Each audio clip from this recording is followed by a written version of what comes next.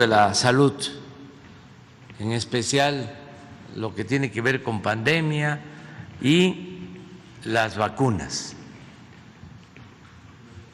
Vamos a iniciar con el doctor Hugo López-Gatell, luego Marcelo Ebrard por lo de el abasto, el envío de vacunas, y el general Luis Crescencio Sandoval para la logística y la distribución de las vacunas. Estos tres servidores públicos van a informar. Entonces comenzamos, Hugo.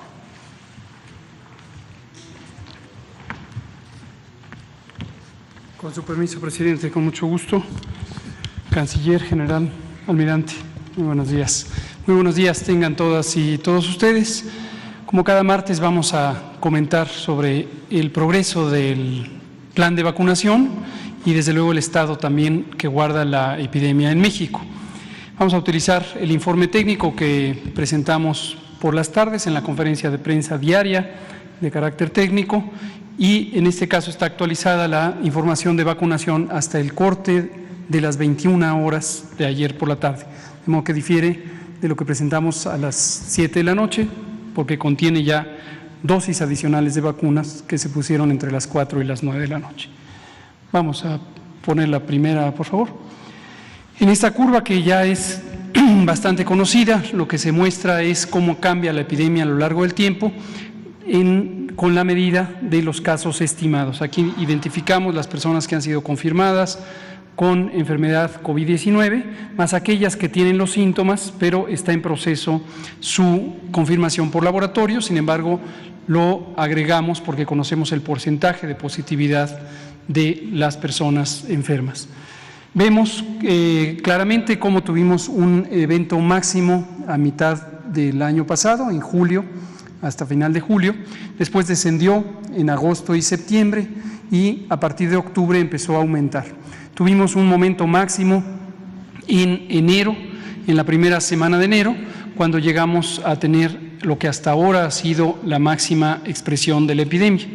Y afortunadamente a partir de ahí y por ya 6 semanas consecutivas ha descendido la epidemia. Llevamos 6 semanas a la baja y hoy tenemos, y esto se ve claramente en la gráfica, una intensidad epidémica menor a la que tuvimos cuando se logró la máxima reducción anterior el 30 de septiembre y continuamos a la baja. Desde luego, cada vez que hablamos de esta reducción sostenida de 6 semanas, hacemos la advertencia de que mientras exista la epidemia en cualquier otra parte del mundo, existe la posibilidad de que resurja en el país. Esto es lo que ha pasado en varios países, en este momento particularmente en la región de Europa y también en América Latina. No existe ninguna garantía de que en un país se va a extinguir la epidemia mientras siga la epidemia en cualquier otra parte del mundo. ¿Por qué lo decimos? Porque es muy importante que todo el pueblo, todo el público, toda la población conozca que no podemos reducir las medidas de precaución, las medidas de prevención, el lavado de manos, la sana distancia, el uso de cubrebocas, el abstenerse de tener encuentros con otras personas, sobre todo si son encuentros masivos, porque existe el riesgo de esta reemergencia. Esto es lo que en algunos países lo identificamos como una potencial tercera ola. Otros países están incluso ya en la 4ª ola epidémica. Le llamamos olas, como ya todo el mundo conoce o la mayoría identifica, precisamente por esta forma de oleaje o de montañas que tienen las curvas epidémicas. La siguiente, por favor. La hospitalización, la ocupación hospitalaria también es un indicador muy importante sobre el impacto que está teniendo la epidemia en los países. Y vemos también que es muy alentador el hecho de que de manera muy consistente estas 6 semanas de reducción de nuevos casos también son 6 semanas de reducción de hospitalizaciones. Hemos tenido la más grande reconversión hospitalaria de América Latina, esto está bien documentado, que en su momento fue uno de los 2 pilares del manejo de la epidemia para lograr garantizar que ninguna persona que demandara atención médica por enfermedad respiratoria aguda grave pudiera quedar fuera. En todo momento hubo cupo. Desde luego en enero, como lo informamos cada día, tuvimos una situación preocupante cuando se llegó a una ocupación hospitalaria superior al 90% en algunas zonas del país, en particular en el Valle de México. Pero logramos aumentar todavía más la capacidad hospitalaria, la hemos aumentado casi 6 veces, considerando particularmente las camas con ventilador, pero también las camas de ocupación general. Y vemos esta reducción que es muy consistente con el resto de los indicadores, casos estimados, la propia mortalidad que va en reducción también en proporciones semejantes, o el porcentaje de positividad. Y llegamos ya también a una ocupación hospitalaria que es menor al punto de máxima reducción que tuvimos al final de septiembre. En este momento, menos de la quinta parte de las camas designadas para el COVID están ocupadas por pacientes con COVID. Queda claro que no están ociosas las camas, se están utilizando para otros padecimientos, pero con el plan de continuidad de operaciones que publicamos en agosto del año pasado, se tiene la capacidad de reutilizarlas para pacientes con COVID. La siguiente. Si las identificamos como camas generales y camas con ventilador, las generales están en 18% de ocupación, menos de una quinta parte están usadas para personas con COVID. Y la siguiente, vemos las camas con ventilador. Y recordamos que cuando hablamos de camas con ventiladores, solamente para pronta identificación, pero no se refiere solamente al mueble físico donde se alojan las personas enfermas. El reto fue complejo y en su momento lo solventamos con éxito, reclutando, entrenando y estableciendo esquemas de supervisión piramidales para tener casi 50,000 trabajadoras y trabajadores de la salud que ampliaran esta capacidad. Recordando que México tiene un déficit de más de 240,000 personas trabajadoras de la salud y que en su momento no fueron formadas, entrenadas y mucho menos reclutadas, contratadas. Pero en este momento 50,000 fue prácticamente lo que se logró y desde luego esto nos brinda capacidades que serán permanentes para el Sistema Nacional de Salud. Y tenemos muy pocas entidades federativas ya con ocupaciones superiores al 30%. Vemos la vacunación, pasemos a este aspecto tan importante. A partir de la llegada de las vacunas, que en México fue el 23 de diciembre del año pasado, cuando fuimos el primer país de América Latina en empezar la vacunación y uno de los primeros 10 países del mundo en iniciar la vacunación, a partir de la llegada de las vacunas cambia sustancialmente la capacidad de manejo de la epidemia en todos los países que hemos tenido esta posibilidad. ¿Por qué razón? Porque las vacunas son un mecanismo de protección específica, a diferencia de las medidas generales de prevención en salud pública. Las vacunas protegen de manera específica. Comentábamos el viernes pasado la importancia de ir vacunando a las personas que tienen el mayor riesgo, las personas adultas mayores, porque de acuerdo con las estimaciones, las modelaciones epidemiológico-matemáticas de nuestro grupo técnico asesor, si vacunamos a las personas adultas mayores en la primera prioridad, como ha ocurrido también en otros países, cuando lleguemos a vacunar al 20% de la población, vamos a reducir 80% la mortalidad. Esto es porque las personas adultas mayores tienen la mayor susceptibilidad, la mayor peligro de tener complicaciones y defunciones por COVID. Por eso se estableció así el programa. Y también por eso señalábamos el viernes pasado por la tarde que cuando ya hemos llegado a vacunar en este momento a 7,5 millones prácticamente de personas, podemos considerar que estas son vidas salvadas. Y por eso hacíamos esta comparación con la muy desafortunada, siempre lamentable y siempre triste situación de que COVID es una enfermedad fatal y ha hecho que pierdan la vida 2 centenas de millares de personas en México. Pero al tener estas, en su momento el viernes, 6,5 millones de personas vacunadas, tenemos 32 veces más vidas protegidas, vidas que fueron rescatadas, desde luego siempre lamentando cada una de las que fueron perdidas. Pero en adelante, conforme va avanzando el plan de vacunación, son vidas que vamos salvando, vamos protegiendo.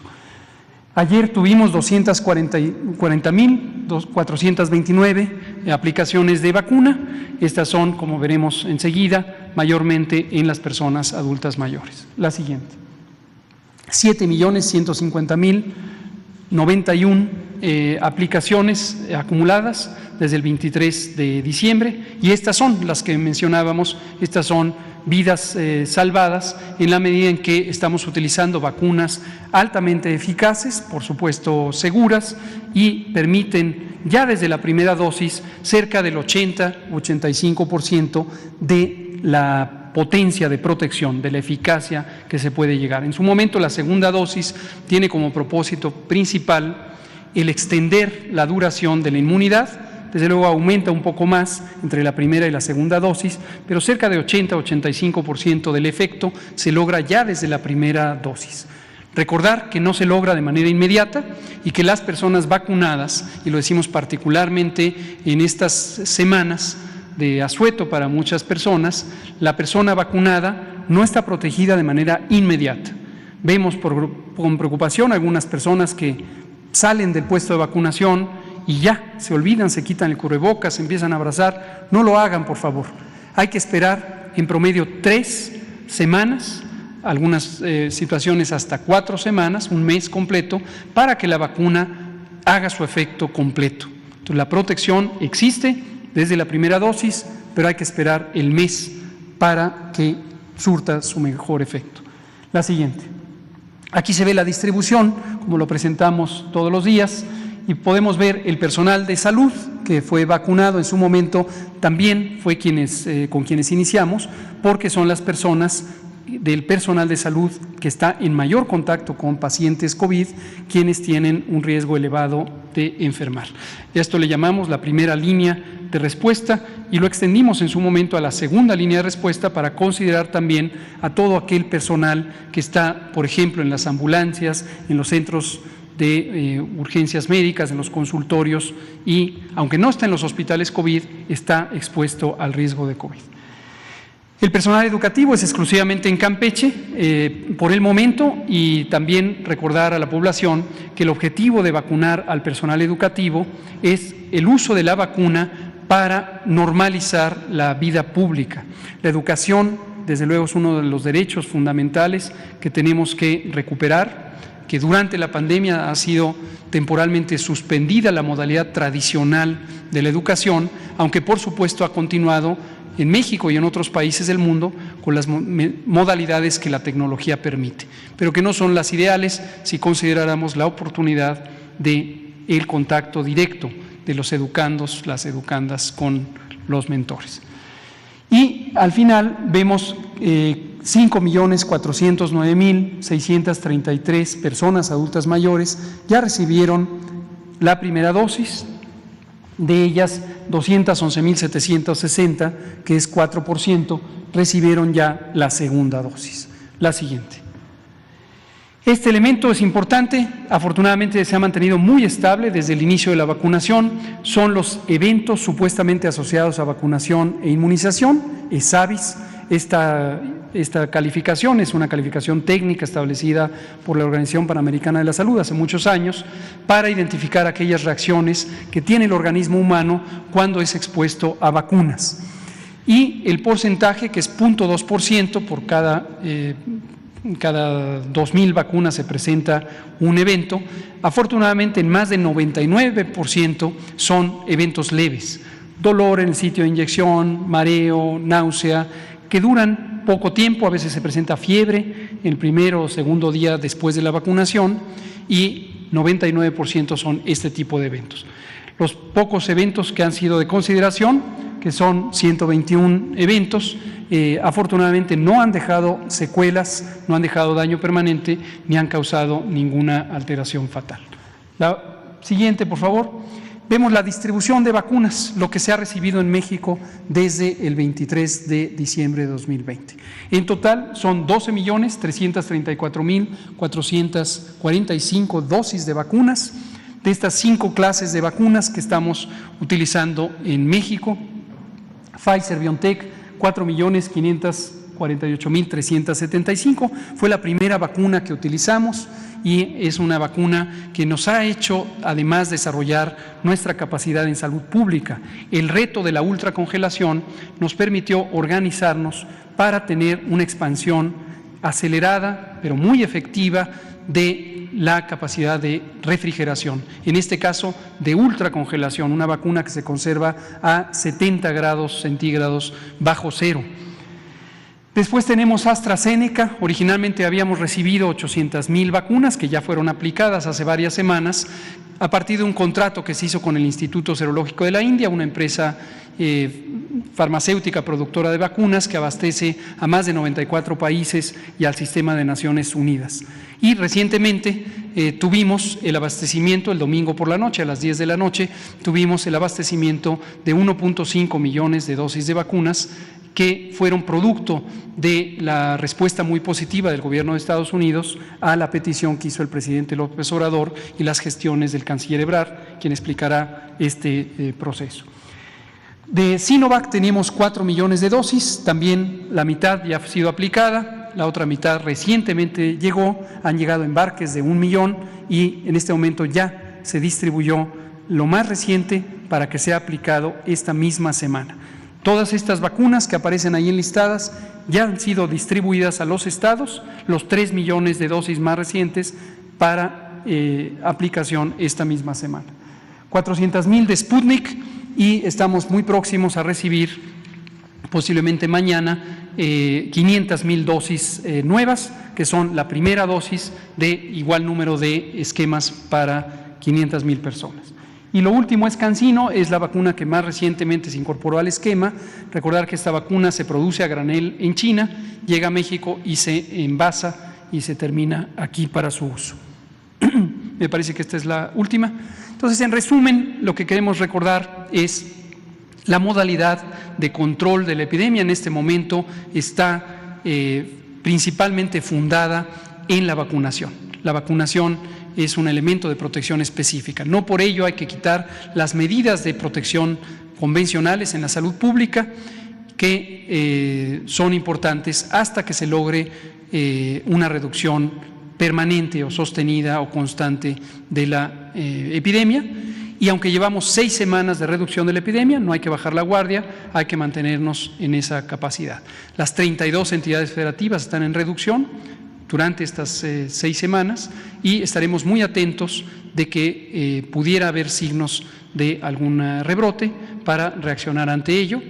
Y para prevenirlo es que se cambió la estrategia de vacunación es la misma que fue planeada durante varios meses durante 2020, pero la táctica, la modalidad específica de aplicación por un periodo corto de tiempo es la que ha cambiado para concentrar la protección en las 6 entidades federativas del centro del país, lo que se conoce como la megalópolis, que son donde existe el mayor riesgo por la densidad poblacional y el tamaño poblacional. En su momento, cuando culminemos la vacunación de personas adultas mayores, lo que ocurrirá durante el mes de abril, entonces ya reactivaremos otros elementos que están previstos en el plan para expandirlo. No olvidar, el programa de vacunación es universal, es gratuito y va a haber vacunas para todas y todos. Espere su turno, por favor. Muchas gracias, presidente.